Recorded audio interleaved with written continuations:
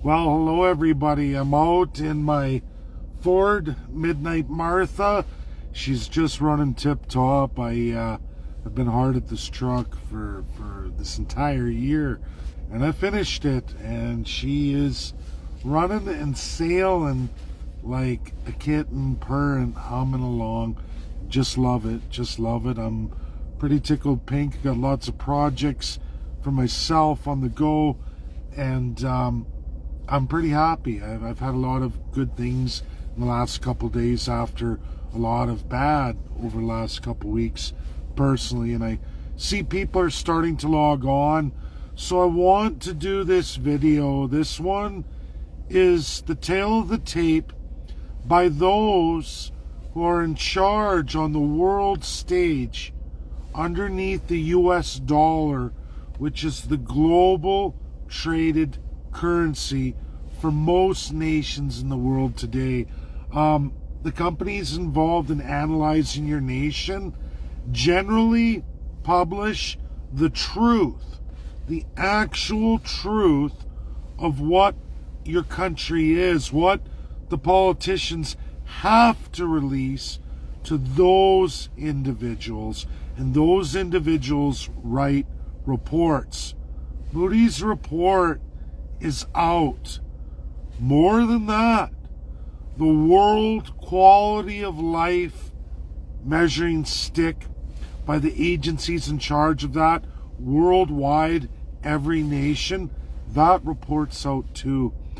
How do you suppose Justin Trudeau stacks up from 2015 to 2023?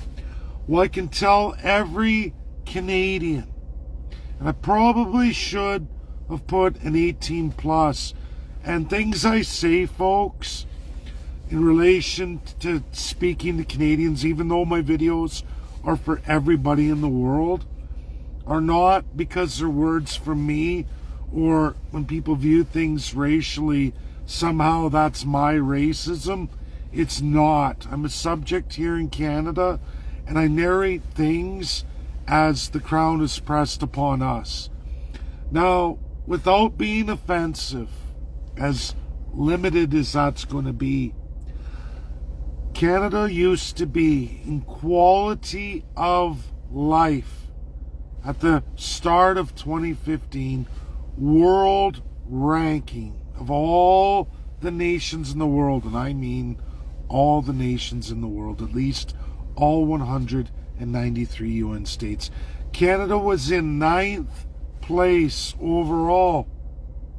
We had the best quality of life, the best standard of living, and absolutely one of the top life expectancies in the entire world. All three added together put us in 9th place overall. Well, I can tell you today, global report in, same report done year after year, same global agencies, Canada now stands in the entire reign of one Justin Trudeau, 8 years now, this November, which should have been the actual vote for Prime Minister in Canada. If we had followed the 4-year interval, this would have been the month that we would have held a natural election. No baloney, no undemocratic workings. We would have had a natural election. And as of today, Conservatives would have won 208 seats today. It's all over right across Canada. We're going to break all that down for all of you, and we're going to get into it. But I want to talk about this standard of living, this quality of life measuring stick, where Canada, over the reign of terror of Justin Trudeau, we fell from 9th place way down to 27th. Now, people can say, well, you're still 27th. It's pretty good. Here comes the part that I think every Canadian can appreciate. 26th place is Thailand. Not my words, but the words of the Crown and what's been bestowed upon Canadians for many, many decades. Love you, long time, Bangkok. A depreciated UN state, a miserable existence, yada, yada, yada. And I could go on and on. This is represented in film, media. It is the impression Canadians have had for many, many decades of Thailand. Let me tell you, as I'm 45 years old, I started out in extraction, in drilling. I did service rigs for many years. I was in the oil field. A lot of the friends that, some of them I got into it, and others they got into it after me. I moved on and I got a trade. Those that stayed with it and took it on the global stage now work all over the world. And one dear, dear friend of mine has lived in Thailand for almost nearly a decade. He has a family there, everything else. He has a beautiful life. And I can tell you, he comes and he visits Canada ever so often, and he brings his wife and children. And do you know what his Thai wife says about Canada? Not on my life. I would never move to Canada. I would never raise my children in Canada. She was deplored by the healthcare system in Canada. She was in shock, terror. In fact, their most recent holiday here, it was the last time she wants to come to Canada because they had to cut it short because the little ones, she has little ones and they've got some toddlers, got sick. They required Canadian medical care and they couldn't get it. Not to the standard or anywhere remotely close to what's generally available in Thailand today. Folks, when you go to Thailand, you got little ones, you're a mother with little toddlers and they got a bad cough, a bad respiratory infection, you go to your local pharmacy, you walk in there and you say, my child's got a cough and they're not doing so well, they're in real bad shape. And the pharmacist, who doesn't get a prescription from a doctor signed visit from the Canadian Medical Association, is trained there to analyze your type of infection and administer those frontline antibiotics and treatments over the counter. They can make a determination. They're trained that way. In Thailand, you don't go to the doctor for a whole lot of things until those things don't work. Like you get treated for something like a throat infection, a respiratory illness, or many other common things that happen to us. You get medicine right there at the pharmacy and you go home, and if you get better, great. If you don't, then you go see a doctor. Their healthcare system isn't hit immediately at the frontline system, meaning 90% of the time people aren't going to a doctor, a nurse, a medical facility. They're going to get treated. I got something with my bulb. I changed that bulb, but I guess it's not connected right. But that's just a prime example of healthcare inefficiency and waste. And we can say, oh, no, I don't trust a pharmacist. They're trained in that. Just like a doctor, family doctors go through the same thing a pharmacist in Thailand goes through, and they go on their computer and they look at the meds. That's why there's warning on drugs to even this day. When you go to the pharmacist, even with the doctor signing your prescription, the pharmacist still has to know everything the doctor knows about your meds, what it's for and what the ailment is, and what are the possible harms and side effects. So really, right there, it's a gross waste of money.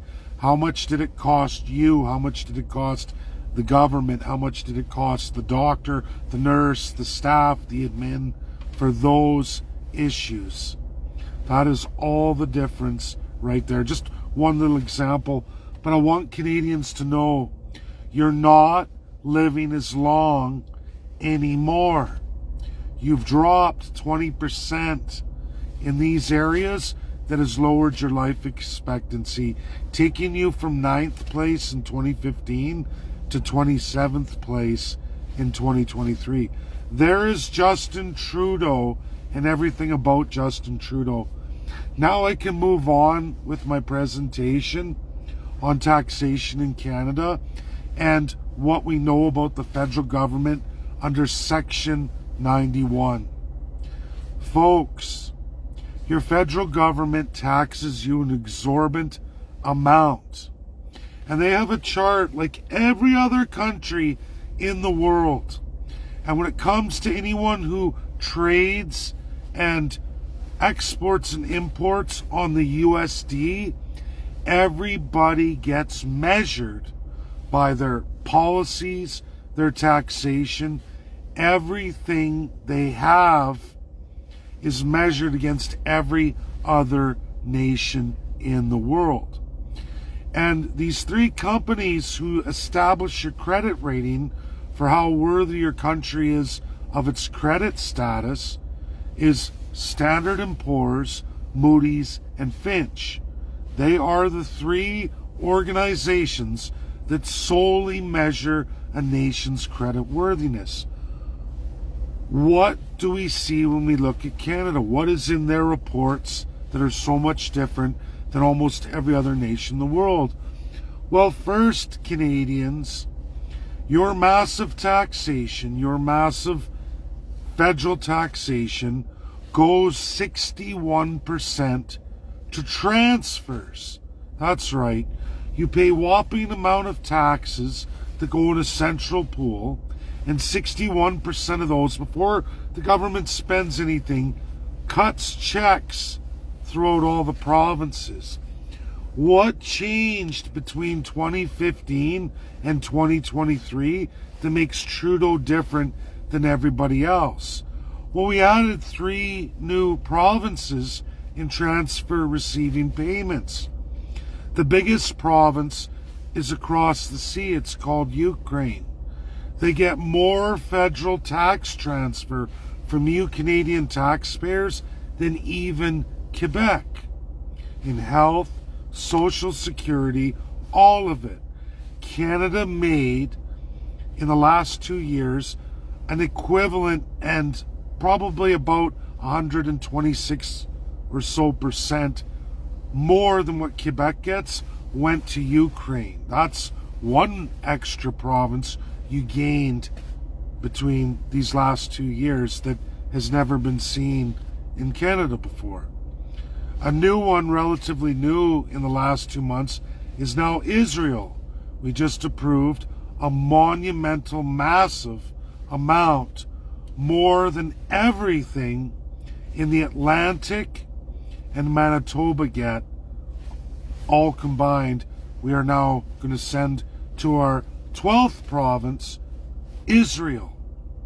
Now I can go on and I can break it down into who gets more and more, but that's what's happened to you. You've gained 2 giant provinces in federal transfers. 61% of everything you are taxed federally, which is an exorbitant more than any single province taxes the people. Now the Canadian government says, well, of that, 41% of that massive chunk is health transfers. We're really good, right? Except for its inequality. Because they take from the producing provinces. Oh, I guess my lights are an issue. I was all happy about my truck, but now my lights are gone. I should have brought my little strobe out. It'll have to do. That sucks. I don't know if that other light's gonna work. Well, isn't that sucky? I was really happy about my lighting. Can't even correct it with the backlight. Oh well, that's the way she goes. So,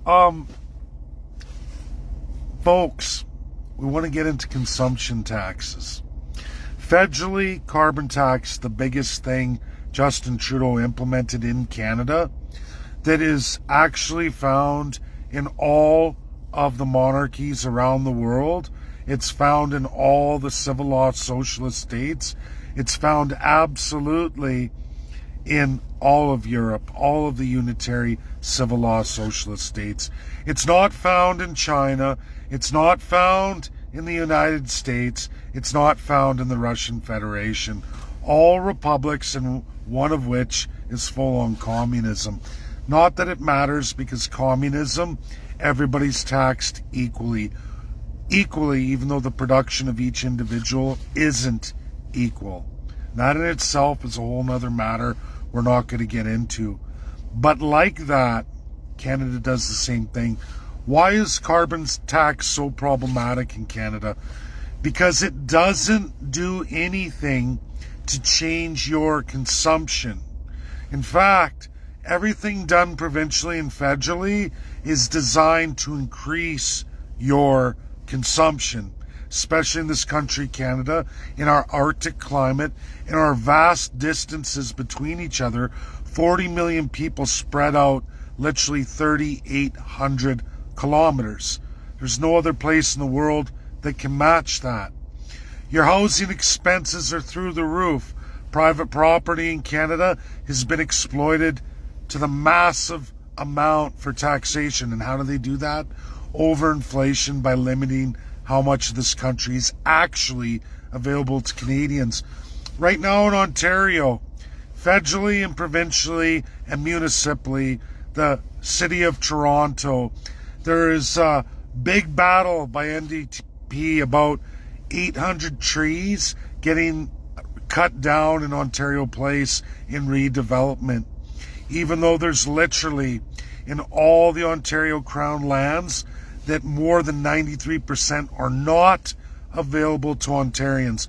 Ontarians are the most highest populated province with the least amount of private property in all of Canada, bar nobody else.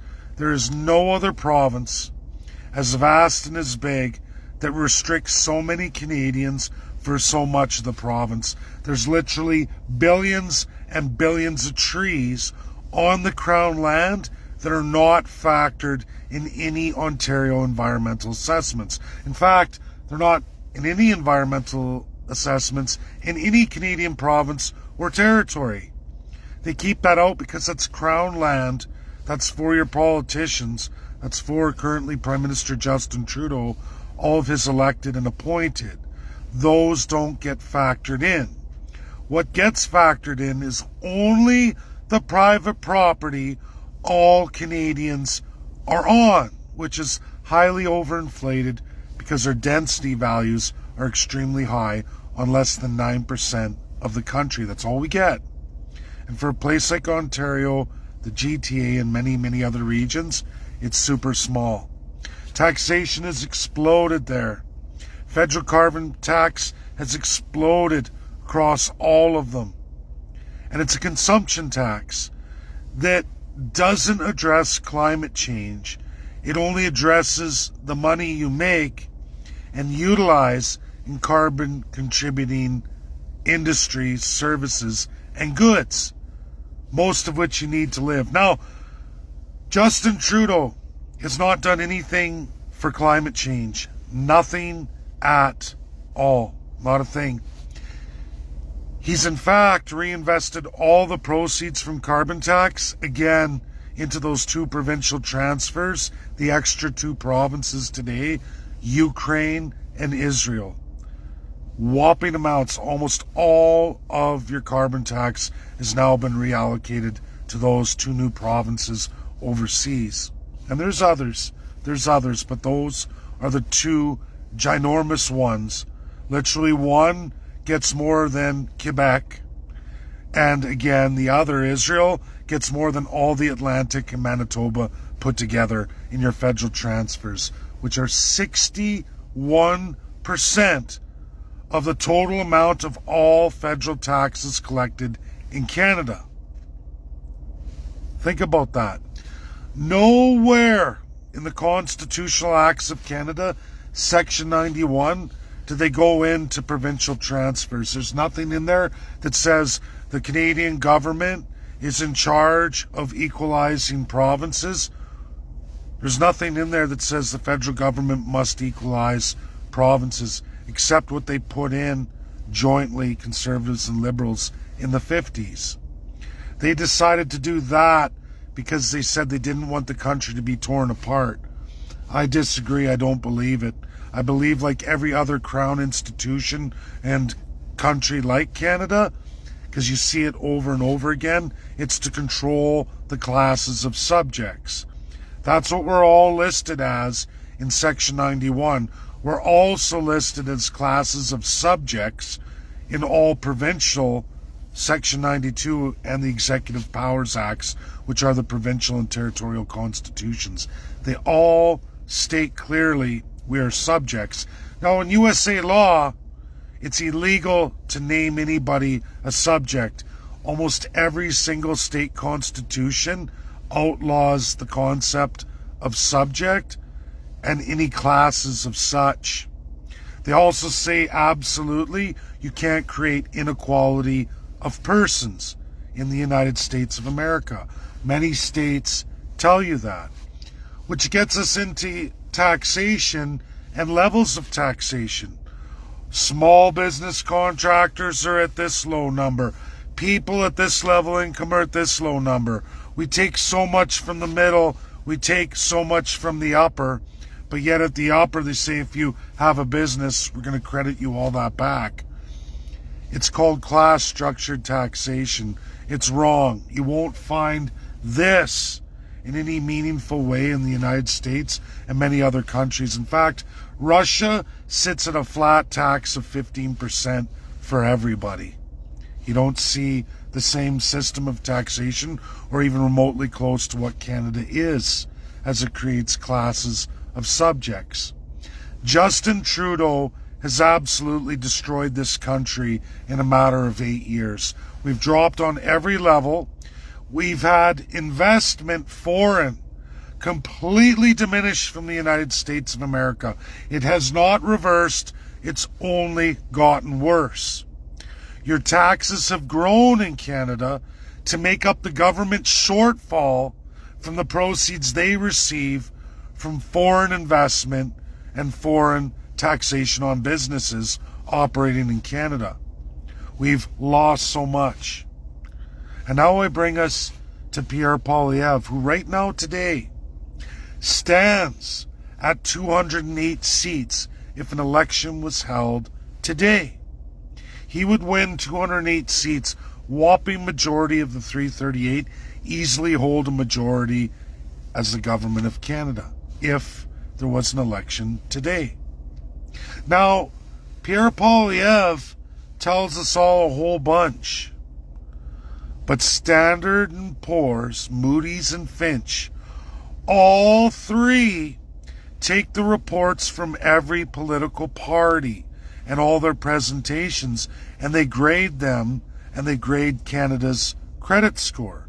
They even do it for the United States of America. Right now, Joe Biden is failing miserably, and it shows in the polls, just like Justin Trudeau. But what is it that Pierre Poilievre's promised in taxation, what he says he's going to deliver to all of you, and what has he published with them? Because he has to tell them the truth. Because if he lies and he gets into power and they turn around and see that you didn't follow all these things that we graded you on, we can't trust you anymore, you're a corrupt country, we're going to have to lower your credit rating, we're going to have to treat you as an untrustworthy nation. And that's a warning for all other UN states not to trade with Canada. So politicians lie to us, the class of subjects, all the time in Canada. It's not only legal, it's widely accepted and practiced by all political parties. I don't think anybody, regardless of your party affiliation, can dispute that or would dispute that. I know there's a lot of blinders on out there and people say, oh, no, everything's going to be okay. Well, the reality is it's not going to be okay. Pierre Poilievre took a major share of the GTA. He took a major share of Quebec, which is impressive. But how did he do it? Because Quebec is all environmental, all those things.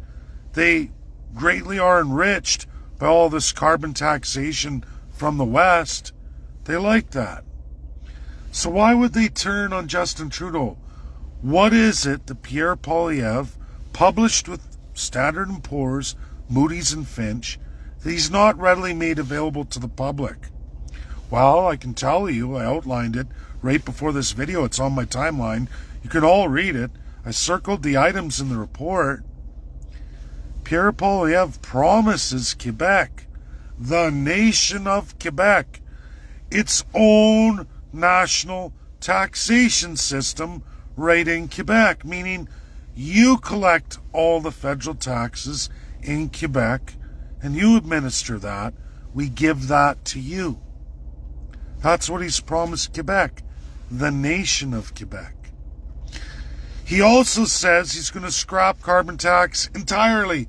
The entire carbon tax is gone. Okay. Well, there goes Ukraine and Israel, right? Which is okay, but maybe you should state that, because if you're not going to defund Ukraine and Israel and all the other foreign investments that Trudeau's throwing all our money away to, what else are you going to do? There's also a problem, Canadians, that according to Moody's, Standard & Poor's, and Finch, there's a big problem that 7.6% of our federal budget allocation goes to debt servicing. Not the debt, but debt servicing. Now, Pierre Poilievre says not only is he going to service that debt, eliminate the carbon tax and all that revenue that's pretty much handed over to now Ukraine for the last 2 years and Israel. He says that he's going to balance the budget and service the debt and make payments down on it. Okay, where's the money going to come from? Because Standard, Moody's, and Poor and Finch say that that's not possible. Not without, and if they're going to end carbon tax, implementing a higher rate of equalization and transfer. That's what Standard & Poor's, Moody's and Finch says. Says that if that's what he's going to do, and he's going to do all these tax reductions and credits, he's going to have to generate that income to service the debt and keep up his international commitments, keep up his commitments on our military and our commitments on the world stage that we have to do, NATO, NORAD, everything USA requires of us, and all the NATO alliance. And that money has to be found. Now, he could cut services, that's true. He could continue taxing us and cut the transfers, Social Security. The claim right now that Trudeau uses that the government of Canada pays another 12% of the budget on Social Security and employment insurance. Well, employment insurance is paid by employers' employees. I understand government of Canada needs Service Canada, but last time I checked, there's a heck of a lot more than just EI going on in Service Canada. There's immigration. What budget reallocations are we hiding? What are we putting forward?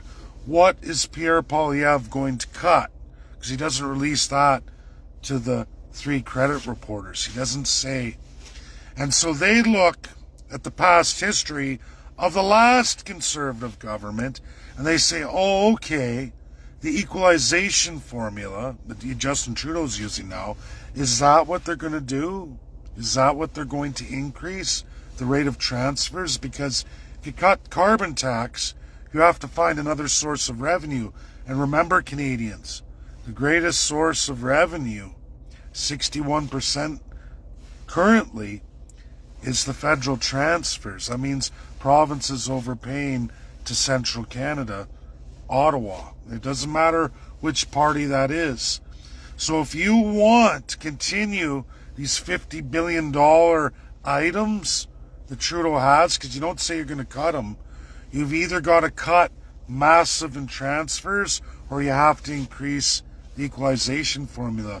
Do you think that Pierre Poilievre's going to cut services to Ontario or cut services to Quebec. Because the second he does something like that, Canadians, which is 2/3 of our population, he becomes unelectable. And that's when you see an NDP Liberal coalition and a no confidence vote, and then you see a replacement of government. We've seen it over and over. In fact, Conservatives never do that. Conservatives end up taxing all the Western provinces, and currently it'll be Newfoundland now, of everything they got or ever going to have. This is the history of the flip-flop. This is what the experts say who rate countries. Because if Pierre Poilievre doesn't do that, if he doesn't stick to the same old Canadian plan, we get downgraded in our credit rating. They say, you're losing more money, your government's not taking it in, we've got to knock down your credit rating, and now your debt servicing from the massive financing you've been doing, like the last 8 years of Trudeau, it's going to cost you a negative rating. And then your services, the service cost of debt, that's currently, again, over 7% of our budget federally, could be something like 14%. Then you think about Social Security, health transfers that have to be cut, or you're going to be ramping up things like GST to 20%. Conservatives promise a lot of little cuts and tax credits. There's not a whole lot there, change in any real meaningful tax rates. And in fact, killing the carbon tax comes with costs its own. Now, there's ways to offset that, which no government right now, according to, again, read the report, Standard & Poor's, Moody's and Finch, not one government addresses the fact imposed on Canada today is all of these pollution controls in absolutely all of our imports and our exports. And if we don't adopt those things on an industry level, mandated by government, which no government ever has, they target you, the people, on consumption to increase their revenues, but not one government in the last 30 years has ever targeted industries to change the mode and means in which they deliver our imports and exports to the standards requested by every nation binding on us in the world. And what's happened? Instead of allowing an open market system and adopting these things, or getting companies to adopt them and go with the world change, which will yield more for us and our resources, we've gone the other way and kept rich politicians wealthy at our detriment and great expense. If you don't believe me, just go at USA Investment. Donald Trump was cutting it. Joe Biden's cutting it right now. And Donald Trump gave a live video. I watched it in Idaho. He says, Canada isn't living up to these targets. USA is going to have to bill you for it. USA will process your goods, but we're going to bill you for it. That comes out of Canadian taxpayers. Somebody has to pay. And it's not the companies, it's the Canadian taxpayers, because we're classes of subjects. I trust Moody's, Standard & Poor's, and Finch. I trust them because they're always right, dead on the money. And countries don't lie to them, even though our politicians lie to us greatly. I urge every Canadian to read that report. Read it. Pierre Poilievre has promised Quebec Nation its own separate federal tax system in the province of Quebec, administered and collected by Quebec. I know right now for the province of Alberta, that should be a massive slap in the face. When is he going to promise that for Alberta? The answer is he's not. Just like the Liberals never would, NDP never will, Green Party never will, because Ottawa and Quebec, Ontario and Quebec, Upper and Lower Canada, are over 65% of the population, and they are weighted high and are the most important in this country. Everybody else is underneath that.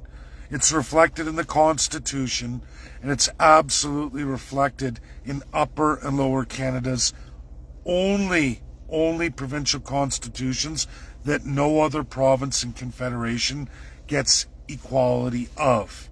Only those provincial crowns get extra powers. Always, forever, and a day.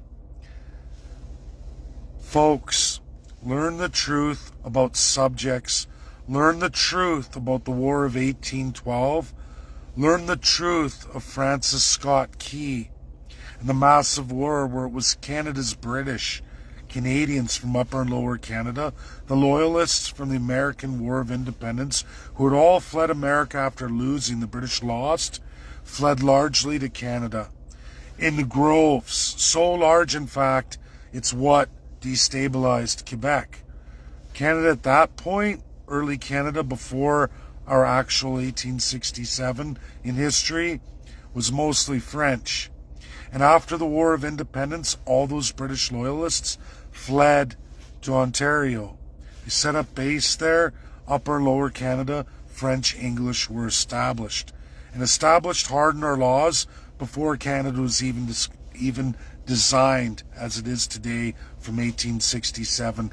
We were already less than any province or territory coming into Canada or being designed in Canada as we break down territories or redesign provinces will always be less than those two provinces, and not the people of, but less than the provincial crown, the premier, the political structure, the weight in federal and provincial narratives, even across the territories. We will always be less. We will always be taxed to yield higher results there. There's no natural growth system in Canada for all the provinces and territories. They actually get crushed like the Atlantic provinces through many burdens, many resource restrictions, and absolutely against international law. This will always be Canada. This video is important to share. It's important to know the truth. It's important to understand that Pierre Poilievre is not going to be able to deliver what he says he's going to deliver, not at the massive deficit and debts we took on in the last 8 years. He's not being honest about scrapping the carbon tax and being able to move on hunky-dory. He said, God save the Queen, His Majesty the King, long live the King, all in concession throughout the period of Queen Elizabeth's death, King George III, or King Charles III's rising. It's all published publicly. He swore his oath. He's going to continue on in the narrative, and he's going to protect Upper and Lower Canada. Those are the weight of seats, and he's going to do it at the absolute detriment to the West, as all politicians do. That's my video. That's the truth. Learn your taxation system. Read Francis Scott Key's. Learn the American anthem, its history in the Canada-USA War. Post-independence. They didn't get their anthem. Francis Scott Key's story is not from American independence. It's from the Canada-America War, where we burnt down Washington. And through the might of the British Empire and all of the Commonwealth, they call it a draw, but we most certainly did defeat the United States of America. Not them in spirit, but we broke them in humanity, and they never gave up. They stayed with the equality of the person. They would not bend the knee to the inequality of the person, which forever and a day will always be our tax structure in Canada. We'll always be class of subjects in a divinity of divine rulers in far-off lands, and even here domestically at home. No matter what they tell you, it's never going to right itself, and we're only going to get more and more and more socialist. Taxes always go up. They never go down.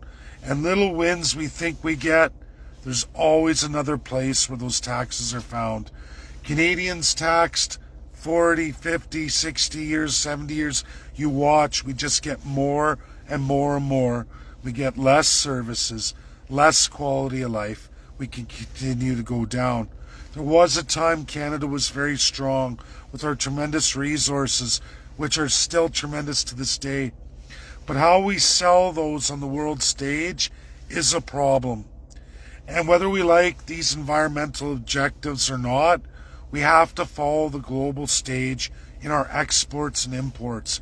And when we don't, and we empower political leaders to corruptly run all these institutions and market shares and supply and value chains, not because they're skilled, but because there are elite rulers and they're protected by the laws that them and their friends passed to give them that power over industry, is wrong, wrong, wrong. And America fought that.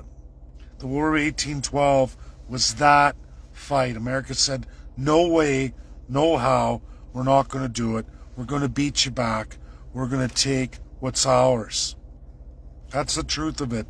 Read it, look at it, learn words that matter, words that are being used today in Oxford, that Americans 200 years ago and Russians 100 years ago knew what they meant. They knew physically what they meant. Francis Scott Key, the U.S. national anthem, he knew what it meant when a British officer said, it's merely academic. Or other words like, oh, it's largely symbolic. And then they went ahead and wiped out men and women, children at an unprecedented rate. Fort Henry, folks, listen to the United States anthem. Go look it up online. That's what Canada's British loyalists did to the United States of America. We burned down Washington too. We killed women and children for the idea of inequality of the person, the idea of class structure, and the idea of taxation without representation. You've got to be a sick, demented individual. And Stephen Guilbeault uses the same words those British officers used against Francis Scott Key when speaking about Scott Moe and absolutely Danielle Smith. He uses the exact same words because that's the truth. Sure, don't pay the carbon tax. There's no problem. We're not going to challenge you. But remember, the overwhelming Ontario and Quebec narrative and legal standing in Canada, as 2/3 of Canada, is going to make sure you pay it all and then some in equalization. You won't get the health, social security transfers back. You'll pay your taxes, those companies will pay the income tax, and you won't get that amount back. That's why Guilbeault's laughing. That's why Justin Trudeau's laughing. That's why he quotes rule of law. Rule of law in Canada is nowhere near rule of law in the United States of America.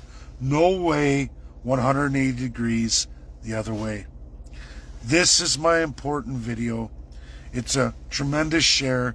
It sucks my lights are on the fritz. I don't know. Everything else in my truck is wicked though, but I guess my lights need some work. God bless everybody. I know it was a long video. Get it shared. Taxation without representation is no joke.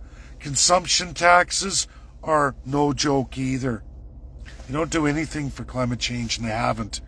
All we've successfully done is take the tremendous province, much, much larger than Quebec, and pay them more than Quebec. More transfers than we've ever paid Quebec went to Ukraine. More transfers than we've ever paid to the entirety of the Atlantic provinces plus Manitoba equals Israel. It's sick, it's sad, it's wrong. We can't be the world's saviors when we need to save ourselves. And again, we've fallen from 9th place in the world, very respectable standing, to 27th. We are now officially under Thailand. If you ever heard that term, I know it sounds wrong, it's not my term, but it's a Canadian thing. Love you a long time. Bangkok, sucky $5. Well, it ain't sucky $5 anymore. Sucky $5 is the average Canadian, especially in the GTA and British Columbia today. That's my video. Share. Get it out there. God bless. Bye now.